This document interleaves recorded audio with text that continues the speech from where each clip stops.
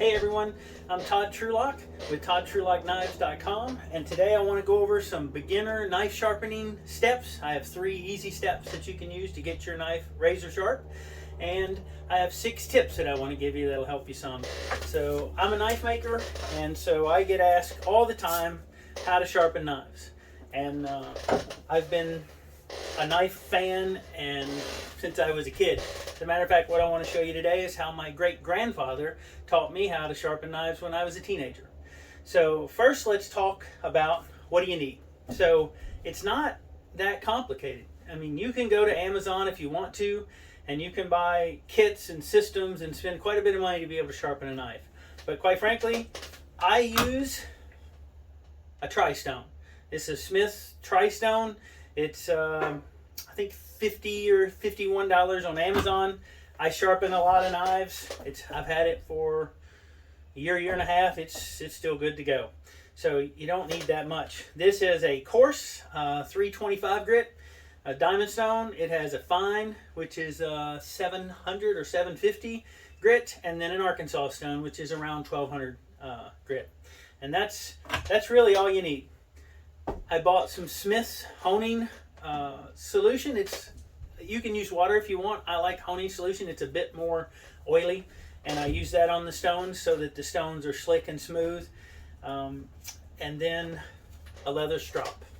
I went to a thrift store, bought a leather belt a long time ago. I've had this for a long time, and I mounted it to a little piece of board. And as we go on, I'll show you what you do with that. But that helps take the burr off the knife. So all you really need is a stone, some solution, water if you want, and an old leather belt mounted to a flat surface. That's a 2x or something I got somewhere a long time ago. You can buy smaller, stones if you want. This is, I think this is, I don't remember, something like, yeah, it's 600, and this is a 1200 grit. It'll do the same thing that this does if you want to do that. These were $16 a piece when I bought them, so you can do that if you want. What I would tell you not to do is this. Okay, so what's wrong with this? Why do we not want to use this? It's a Smith's sharpener. It's a coarse carbide on one side, and then it's a fine ceramic on the other. The problem with this is it takes too much steel off the knife. So most of you will be having a knife that's gotten a little dull, or maybe you've got a few nicks in it and you need to take small nicks out of it. This does too much. You don't want to use these. I really don't recommend this. I have used this because I'm a knife maker, and when I bring my knives out of the forge, they're like butter knife type sharpness. And then when I start to sharpen them, I will use these sometimes to sort of get the right angle on the edge and to take some heavy steel off. And then before it even gets sharp, I'm right on my stone. So for most of you, this is not a product I would recommend. So now let's talk a little bit about what our goal is. So we want to get down to a smooth, even, about 20 degree, maybe a little bit less angle on the knife, right? So in order to have a sharp cutting edge, axes have a wider angle to the edge of their blade, and that's because they're used for chopping. And then a scalpel is really tight, right? Because that has to be super sharp. For a knife that we use as an everyday carry, like the knives that I make are designed to be carried every day. EDCs, they're called. You want somewhere in between. I've seen videos online on YouTube where guys will take a piece of paper and they'll say, hey, we want to get down to a 22.5 degree angle, right? So if you take this piece of paper, it's 90 degrees on the corner, right? And then what you do is you fold that in half. You take that, fold it in half. Now you get a 45.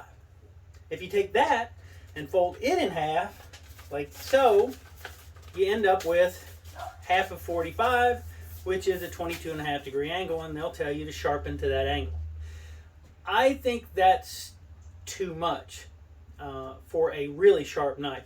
But if you want to try to get an idea as a guide for how to lay your knife on the stone, you can take that 22.5 and sort of lay your knife along, and that'll give you an idea of where your hand should lay, how the knife lays, and how it should fit on the stone. that's not a bad idea. I usually go just slightly steeper than 22.5, but it's not something that you can measure. Don't get, you know, too crazy about this. Just get it down to a nice, smooth, sharp edge. And so our goal is to have a nice point on the knife. We don't need burrs, right, where the steel rolls over. We don't need it to be rounded on the end, and we don't need too wide or too shallow, just a nice, pretty smooth edge. And if you want to take a piece of paper, fold the corner over twice to get an idea from 90 to 45 to 22.5. If you want to do that, go ahead. At least it'll give you an idea how to learn to do muscle memory and where your hand should hold the knife. There's nothing wrong with that. So now we've talked about the items that you need, which aren't very many. We've talked about what our goal is, to have a nice, smooth, even edge with no burrs. And so the first step is that you want to sharpen with a constant angle. All right, and we talked about that 20-degree angle or 22.5-degree angle before. You want to learn to move your knife across the stone and keep the knife at the same angle. You don't shift angles as you move along the stone.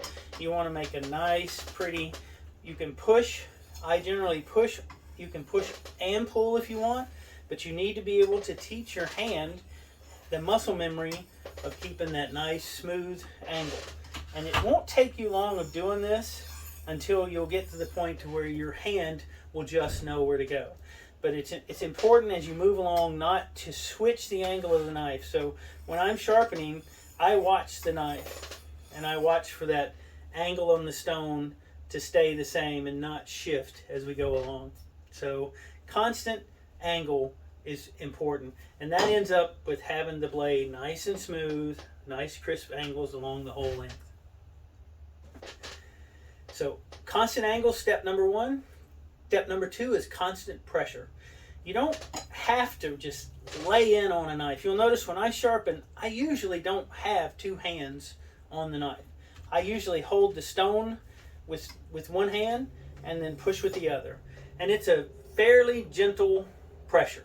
You want to push hard enough to get a good feel to the stone, but not so hard that you're just, you can't even keep a consistent angle if you push too hard.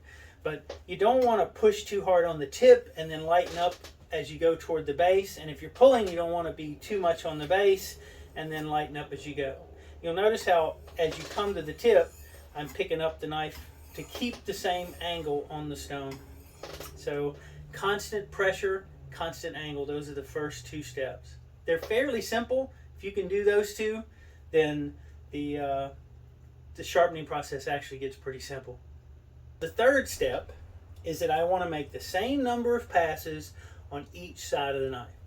So remember, our goal is that we want to have a nice, even edge, smooth, no burrs, all the way along the edge of the knife. And so one of the ways to help you do that is especially if you have a manufactured knife or a knife you bought from a maker, they're going to come to you with a nice even angle, and you don't want to mess that up. So if you're going to come across the stone, coarse, medium, fine, whatever, go across 10 times on one side, flip it and do 10 on the other. And to make sure that you don't start removing too much steel from one side or the other of the knife. And then as I sharpen my knives, I will usually go, let's say I've got a knife that's just a little dull. It's not got, doesn't need a lot to get it sharp. I might start on the fine stone and do 5 passes on one, 5 on the other. Then I might go down to 4 on each side, 3 on each side, 2 on each side, 1 on each side, and then I'll go to the Arkansas stone, which is a higher grit. And I'll do the same sort of thing. I might do 10 on each side, 7 on each side, 5 on each side, 3 on each side, 2, 1. And I do that because I want to keep both sides even, but I also want to help remove the burr. So burrs are terrible for the sharpness of a knife. Remember, you want a nice, even, smooth edge. Burr is where if you're dragging your knife across, it'll push some steel to one side. You can tell if you have that if you take a knife that you're sharpening and run your hand. Notice I'm going away from the edge, right? Run your hand away from the edge. You'll be able to feel that burr where the steel as you sharpen just rolls a little bit to one side. You definitely don't want a burr.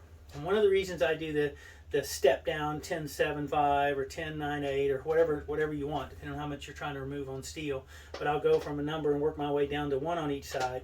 And then when I get finished with that, key tip, leather. That's what the leather strop is for. Drag the knife against, right? So I'm not cutting the leather. Drag it away from the edge. A couple of times on each side is all you have to do. And if there is any burr left, it'll be gone. And when you get done, the knife will be, it'll be very, very sharp. It works really good. I don't know if you can even see that piece of paper. It was so small. It's a teeny little piece of paper. So this process works really good. The third step then, even number of passes on both sides. So now we've talked about what you need. We've talked about our goal of having a nice, even, smooth edge. And we've went over the steps to get that. So we want a constant angle. We want constant pressure as we go along. And we want to make sure that we do same number of passes on both sides. Now I want to talk about some of my tips. I've talked about one of them already. Use leather. When you get finished with the knife, you've been through your coarse, your medium, your fine, your Arkansas stone, and you're finished, and you've taken your down, went down in numbers on your passes on the side. Let's say you're on your Arkansas stone, knife is sharp. You shouldn't have hardly any burr anyway. Then put it on the leather. When you drag it along the leather, away, sharp edge, pull it so the sharp edge is away from you. Do it a couple times on each side along the whole edge of the knife, maybe 3 times tops. You don't have to do this much. If there was any little burr left, it'll be gone, and that edge will be smooth and crazy, crazy razor sharp. They get crazy, crazy, really sharp when you do that. So that's my first tip. That leather stroop, the point of that is to help take any remaining burr off. If you follow the steps I've given you, shouldn't have much burr anyway, but this will take the rest of it off. So my next tip, just buy a decent knife. You don't have to spend a fortune on a knife. That's not what I'm saying. But this is some cheap knife that I got out of my wife's kitchen drawer this morning. It's terribly beat up. It's been used probably for a long time. I'm actually going to try to sharpen it for today if I can. And what you'll find is I will probably get this pretty sharp. I'm doubtful that it'll take hair off your arm. Like my knives are straight razor, take hair off of you sharp. This is a stainless. It's an inexpensive knife. It'll get sharp. It won't stay sharp as long. Part of the process of making a knife stainless, when they start adding what they add to steel to make it stainless, is the knives just don't usually get as sharp, and if they do, they don't stay sharp as long. Old school high carbon steel, like your great grandmother had, or an old barber's razor, those knives, which is what I use, they will get incredibly sharp. They will stay sharp longer, and they're way easier to get sharp once they dull a little bit. Number 3 is use the right stone. So what I mean by that isn't go buy an expensive stone or any of that. We talked about the stones earlier, but it depends on whether I'm sharpening this kitchen knife that just hasn't been sharpened in a month. It's still sharp, but it's just not razor sharp. Or am I sharpening this knife that's got some pretty good sized nicks in it? If I'm going to start to sharpen this knife and I need to get the nicks removed and really take some steel off to get down to a good edge, I'm going to start with coarse, move to fine, and then move to my Arkansas stone. If I'm going to sharpen this knife, which is already pretty sharp and has a really nice smooth edge, I don't need to start with coarse. I'm not reshaping the edge. I'm not taking dents and nicks out of this knife.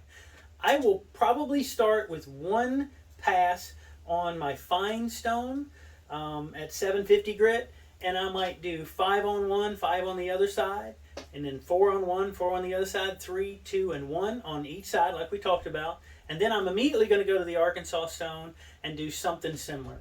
And in a minute, I can have this knife back to razor sharp. So start with the right stone. Don't try to take more steel off than you need to. Most of the time, if you have a knife that hasn't been beaten, removed nails or whatever, if it doesn't have big nicks and dents out of the blade, you're probably not going to do much more than start with something fine and then move off to like an Arkansas stone. Tip number 4, use a honing solution on your stones. So this is a Smith's honing solution. There are other companies, but I bought this on Amazon for I think $4. It's 4 ounces. This will last me a long time, and like I said, I sharpen a lot of knives. What this does is slick up the stones so they don't grab. It really helps take the edge off. It really makes sure you don't have a burr. It doesn't take, but I literally use maybe a drop or two, and then I'll take the knife, spread that around gently, and then I'll start going through my 3 steps. Tip number 5, don't switch stones too fast. So, in other words, when you get finished, let's say you've got a knife that's all messed up like this one, got little dings and dents. Start on the core stone, stay on that core stone until the dings and dents are gone, and you've got a nice edge. It's not smooth yet because of course will leave burrs on badly, but you get rid of the dings, dents, and you get a nice edge. Then you move to the fine. So at the fine, you're not removing nearly as much steel as coarse does, but you're starting to smooth the edge up. It's already got the dings and dents gone. You start smoothing that edge up. You start to get that burr smaller. And then after you've been on that stone until the knife is sharp, with maybe a little burr, but it's sharp, then you go to the Arkansas stone. Because a 1200 grit stone doesn't remove a lot of steel. It doesn't have enough grit to remove steel. It's not supposed to remove steel. It's supposed to smooth up the edge and get rid of the burr. So make sure you stay on the stone long enough to get what you need. A coarse stone is designed to get rid of your dings and dents and burrs and get you a general shape. Your fine stone is designed to get the knife sharp, and you'll probably have a little burr.